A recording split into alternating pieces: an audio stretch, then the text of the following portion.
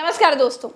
आखिरी चरण के चुनाव से ठीक 6 दिन पहले और देश के आर्मी चीफ के रिटायरमेंट के ठीक 6 दिन पहले उनका कार्यकाल 1 महीने के लिए बढ़ा दिया गया है। रक्षा मंत्रालय ने एक बयान में कहा, मंत्रिमंडल की नियुक्ति समिति ने सेना नियम 1954 के नियम 16(a)(4) के तहत थल सेना प्रमुख जनरल मनोज सिंह पांडे को 1 महीने का सेवा विस्तार दिया है, जो उनकी सेवानिवृत्ति की तारीख 31 मई से आगे 30 जून तक है। युद्ध का समय होता तो समझा जा सकता था, लेकिन अगर चुनावों के कारण सेना अध्यक्ष का कार्यकाल बढ़ाया गया है तो ये समझ में नहीं आया। किसी आईएएस पीसीएस अधिकारी पदाधिकारी का कार्यकाल चुनावों की वजह से बढ़ाया जाता तो ये तो समझ में आने वाली बात थी, लेकिन सेना अध्यक्ष का चुनाव से और राजनीति से क्या लेना देना। आचार संहिता भी सेना के मामलों को प्रभावित नहीं करती है। दोस्तों, इससे पहले जब देश पर युद्ध के बादल मंडराते रहते थे, तब बेवूर और फिर 1971 का युद्ध के बाद फील्ड मार्शल सैम मैनेक्शॉ को सेवा विस्तार दिया गया था।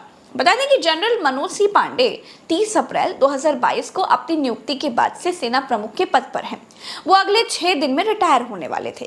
केंद्र सरकार की ओर से सेना प्रमुख मनोज पांडे को 1 महीने का सेवा विस्तार दिए जाने पर विवाद भी खड़ा हो गया है।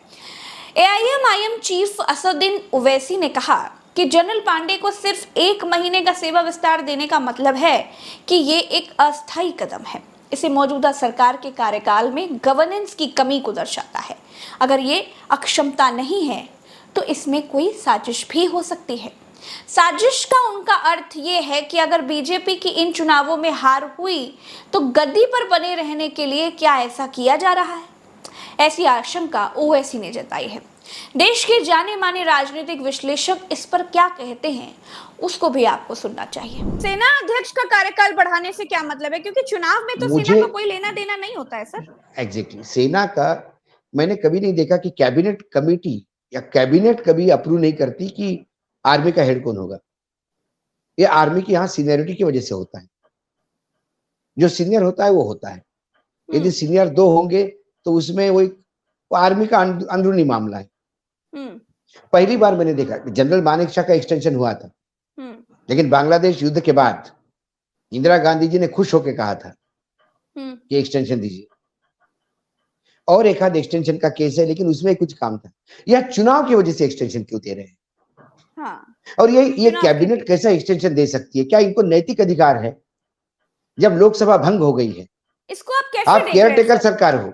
इसके मायने बताइएगा सर। हाँ, इसके मायने बताता हूं। क्या आने वाले समय में, मैं बार बार बताता हूं कि 2 तरह की से स्थिति हो सकती है। या तो 230, 235, 240 पे अटकने पर बीजेपी के अंदरूनी विद्रोह हो सकता है। इन दोनों गुजरातियों की जगह कोई तीसरी नई लीडरशिप आ सकती है, और क्योंकि सबसे बड़ी पार्टी बीजेपी रहेगी, तो ऐसे में क्या कोई नया एनडीए का गठबंधन हो सकता है?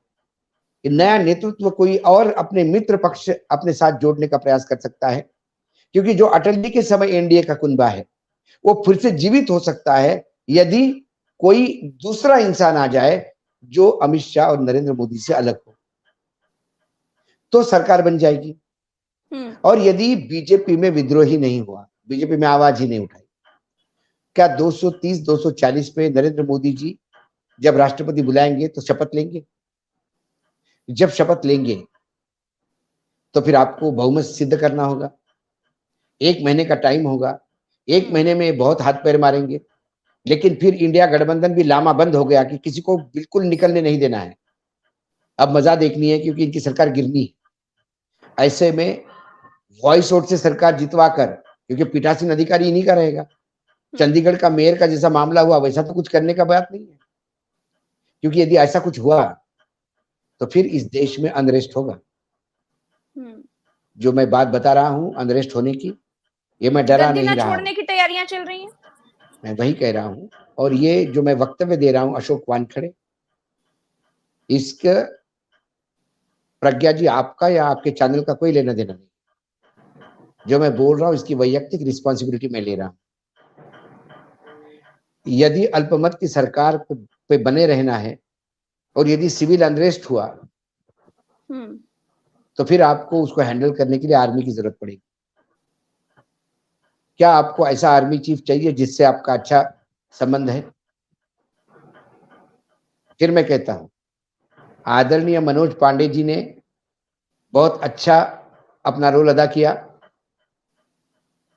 वो जब आर्मी के चीफ थे तो इस देश की सीना हमेशा ऊंचा रखा, सर ऊंचा रखा। उनके आज तक के किए कामों के लिए मैं सैल्यूट करता हूं, मैं सराहना करता हूं। रिटायरमेंट के बाद उनकी जिंदगी बहुत अच्छी रहे, उनका स्वास्थ्य ठीक रहे, इसके लिए मैं प्रार्थना करता हूं। मैं मेरे देश के आर्मी, नेवी, एयरफोर्स पे गर्व करता हूं। वो आज भी गैर राजनीतिक है और राजनीति को घुसने नहीं देते। लेकिन ऐसा उसमें राजनीति प्रवेश करने लगे तो सवाल उठाना मेरा काम है और मैं सवाल उठा रहा हूं, क्योंकि मुझे ये समझ में नहीं आता कि चुनाव चल रहे हैं, मैं ये समझता कि पाकिस्तान की तरफ से युद्ध की धमकी दी जा रही है। चाइना के साथ कभी भी युद्ध शुरू हो सकता है। ऐसे क्रूशियल पीरियड में हम नहीं बदल सकते। लेकिन सर्वसामान्य स्थिति है, कोई बॉर्डर पे कहीं टेंशन नहीं। ऐसे में और दूसरी बात है, यदि बॉर्डर पे टेंशन होती तो चुनाव ही नहीं होते। चुनाव सामान्य स्थिति में हो जाते हैं, असामान्य स्थिति हो तो चुनाव भी नहीं होते। यदि चुनाव हो रहे मतलब सामान्य स्थिति है। ऐसे सामान्य चलते यदि एक आर्मी चीफ रिटायर्ड हो जाता है तो दूसरा आर्मी चीफ आता है। और ऐसा नहीं कि कोई बाहर से कोई रिक्रूट करना पड़ता है यूपीएससी से, वहां सीनियरिटी है। इवन हमारे यहाँ जो सीडीएस जो होते हैं, chief of defence staff, army, navy, air force, इन तीनों में से जो सीनियर होता है वो होता है। क्योंकि आर्मी में आधे आधे घंटे की ज्वाइनिंग की सीनियरिटी भी मानी जाती है। इसलिए मैं आर्मी, नेवी, एयरफोर्स, हमारे फौज के ऊपर अपेक्षा नहीं ले रहा हूं। मुझे गर्व है, मुझे इनकी मनीषा पे डर है। कहीं पहली बार हुआ है सरकार कि सरकार की मंशा पर, सरकार के मनीषा पे, खासकर नरेंद्र मोदी जी और अमित शाह जी के, और खासकर ये जब उन्होंने कहा कि भाई अभी 1 महीने का एक्सटेंशन देते कि समय नहीं, वो 1 महीने का क्या डर है। नए यदि आर्मी के अध्यक्ष आ जाते, 1 महीने में क्या हो जाएगा सर? क्योंकि मैं वही कह रहा हूँ, और विस्तार से समझाइएगा। मैं वही कह रहा हूँ, 1 महीने में क्या हो सकता, मैंने वही तो कहा। क्या अल्पमत में ये सरकार बनाएंगे? और अल्पमत में सरकार बनने पे यदि देश में, मैंने इसी पे आया मैं, क्योंकि जब मैं ये आशंका जाहिर करता हूं कि देश में अनरेस्ट होगा, सिविल अनरेस्ट होगा, तो ये कहना भी कल ये आरोप लग सकते हैं कि आप लोगों को भड़का रहे हैं। इसलिए मैंने कहा कि ये व्यक्तिगत रूप से मैं इसकी रिस्पॉन्सिबिलिटी लेता हूँ। इसमें उल्टा चश्मा या प्रज्ञा जी का कोई राहत नहीं। लेकिन ये आशंका मेरी इसलिए है क्योंकि मैं चुनाव देख रहा हूं, ये चुनाव जनता लड़ रही है, विपक्ष नहीं लड़ रहा है चुनाव। जनता लड़ रही है, जिनके अकाउंट फ्रीज किए गए हैं, जिनके पास पैसा नहीं है, जहां बीजेपी की सरकारें हैं, जहां गाड़ियां मिल नहीं रही है, पुलिस प्रताड़ित कर रही है। ऐसा होते हुए भी लाखों के तादाद में यदि लोग रैली के लिए आ रहे हैं तो लोग अपने खर्चे से आ रहे हैं, अपने बलबूते पे आ रहे हैं। इसको कहते हैं कि चुनाव लोग खुद लड़ रहे हैं। जब लोग चुनाव खुद लड़ रहे हैं तो फिर ऐसे में जब लोग देखेंगे कि चुनाव में हमने पूर्ण बहुमत नहीं देने के बाद भी यदि ये जबरदस्ती सत्ता में बना रहता है तो फिर अनरेस्ट होता है। तो क्या वो अनरेस्ट को दबाने के लिए आपको पैरामिलिट्री फोर्सेस और मिलिट्री फोर्सेस चाहिए? इसलिए आपने सोचा कि 1 महीना एक्सटेंशन दे दूंगा, क्योंकि आर्मी चीफ ऑलरेडी उनको जानते हैं, आर्मी चीफ का स्वभाव वो जानते हैं। मैं ये नहीं कहता कि आर्मी चीफ उनको साथ देंगे, हो सकता है कि मनोज पांडे कह देंगे कि आर्मी इसमें इन्वॉल्व नहीं होगी, लेकिन चांस लेने में कोई चांस नहीं छोड़ते। ये भी आपने देख लिया। कयास तो ये भी लग रहे हैं कि चुनावों के बाद सरकार नए चीफ के नाम का ऐलान कर सकती है। हालांकि नए नौसेना प्रमुख के नाम का ऐलान भी चुनावों के दौरान ही हुआ था।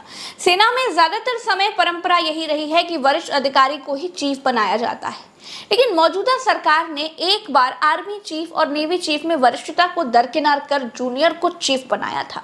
इससे पहले भी इस परंपरा को 1-2 दफा तोड़ा गया था। चलिए, इस वीडियो में तो इतना ही। चलते हैं, वीडियो को शेयर करिएगा, चैनल को सब्सक्राइब करना मत भूलिएगा, हमारी ताकत को और मजबूत कीजिएगा। राम राम, दुआ सलाम, जय हिंद।